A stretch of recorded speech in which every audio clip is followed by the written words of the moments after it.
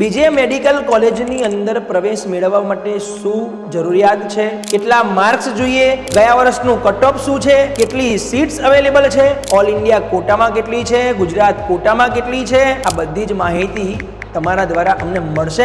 હા, 100% બેટા. તો ધ્યાન રાખો બેટા, સરસ મજાની આ કોલેજ ડ્રીમ કોલેજ ગુજરાતમાં રહેતા વિદ્યાર્થી માટે સૌથી પહેલી પ્રાયોરિટી બેટા બીજે મેડિકલ કોલેજને ગુજરાતના સ્ટુડન્ટ્સ આપતા હોય છે. તો ચલો એની અંદર પ્રવેશ મેળવવા માટે આપણે શું કરવું પડશે? તો સૌથી પહેલા આપણે જોઈ લઈએ કે એની અંદર સીટ મેટ્રિક્સ શું છે, કેટલી સીટ્સ અવેલેબલ છે.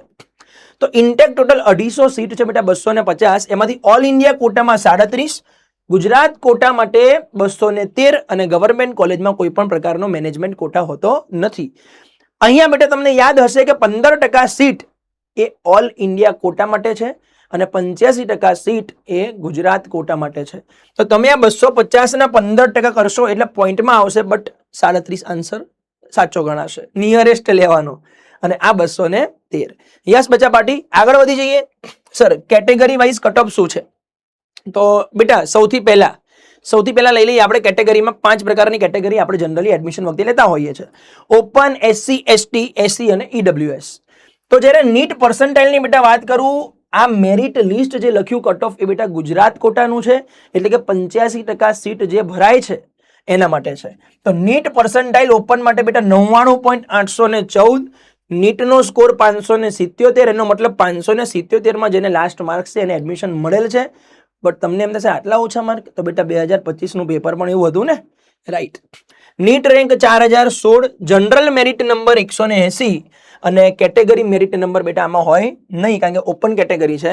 ચલો SC કેટેગરીમાં પર્સન્ટાઇલ રેન્ક છે 98.456, કે જેને નીટની અંદર 98.456 પર્સન્ટાઇલ મળ્યા છે એને અહીંયા એડમિશન મળી ગયું હશે SC કેટેગરીમાં.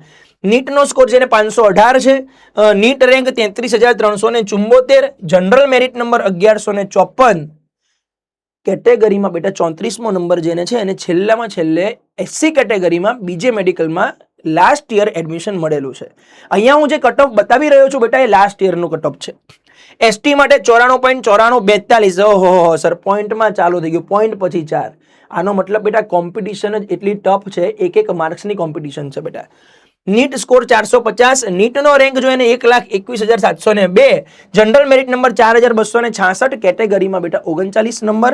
સાથે આપણે SC કેટેગરીની ચર્ચા કરીએ તો 99.4572, નીટની અંદર 551 નો score, NEET rank 11,603, general merit number 458, category merit number 89 અને EWS બેટા 99.6593. આ બેમાં બહુ વધારે ફરક જણાશે નહીં.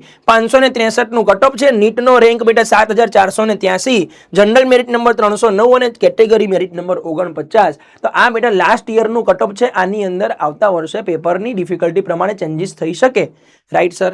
ગવર્મેન્ટ કોટાની ફી 25,000 છે, હોસ્ટેલની ફી 1200 રૂપિયા. સર હોસ્ટેલની ફી 1200 રૂપિયા છે? હા બેટા. યુનિવર્સિટી ફી 125 અને એક્ઝામની ફી બેટા 1200 રૂપિયા.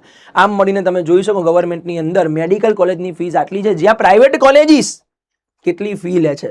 તો એના માટે તો બેટા આની અંદર કોમ્પિટિશન છે ને, એક માર્ક્સની બેટા વેલ્યુ છે બીકોઝ ઓફ મની. યસ બચ્ચા પાટી. ચલો નેક્સ્ટ.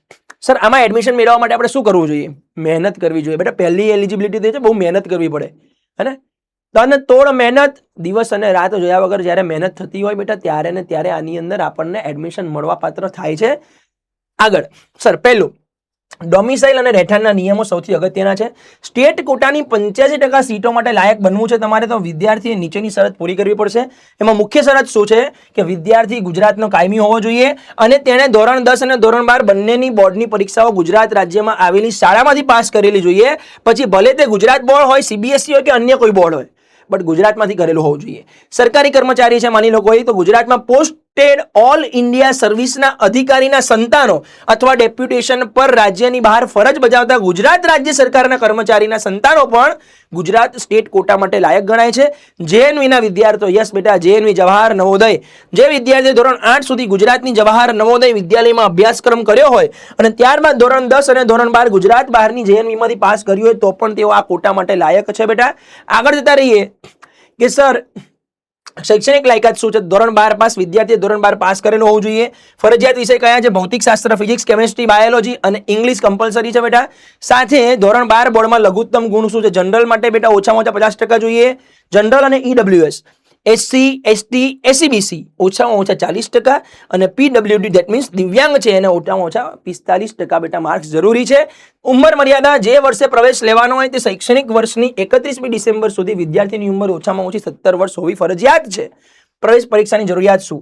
નીટ અંડર ગ્રેજ્યુએશન વિદ્યાર્થીએ national eligibility cum entrance test આપવી ફરજિયાત છે અને તેમાં લઘુત્તમ લાયકાત મેળવેલી હોવી જોઈએ. સંપૂર્ણ પ્રવેશ સંપૂર્ણપણે નીટ યુજી સ્કોરના આધારે બનતા સ્ટેટ મેરિટ રેન્ક પરથી જ આપવામાં આવે છે બેટા. અત્યારે હું ચર્ચા કરું છું એ માત્ર 85% એડમિશન માટે, 85% જે આપણો ગુજરાતનો કોટા છે એના માટેની હું વાત કરી રહ્યો છું. કાઉન્સેલિંગ પ્રક્રિયા શું છે? તો લાયક વિદ્યાર્થી સીધી બીજે મેડિકલ કોલેજમાં અરજી કરી શકતા નથી, કારણ કે ઓફલાઈન પ્રોસેસ નથી બેટા, ઓનલાઈન પ્રોસેસ છે.